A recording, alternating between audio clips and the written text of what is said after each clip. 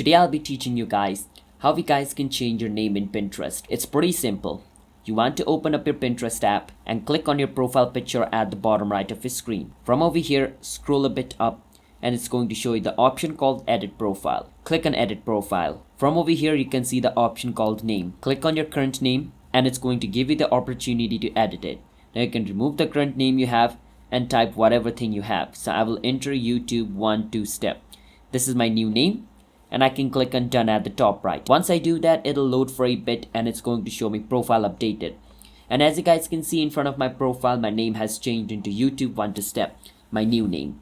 So that is how you guys can change your name on Pinterest. So if you guys found our video helpful, hit the subscribe to our channel 1-2 step for future Pinterest related videos just like this. And if you guys have any question, you can feel free to ask us in the comment. I'll be happy to answer you guys. So that's it for today's video. I'll see you guys in my next video. Until then, bye bye and have a nice day.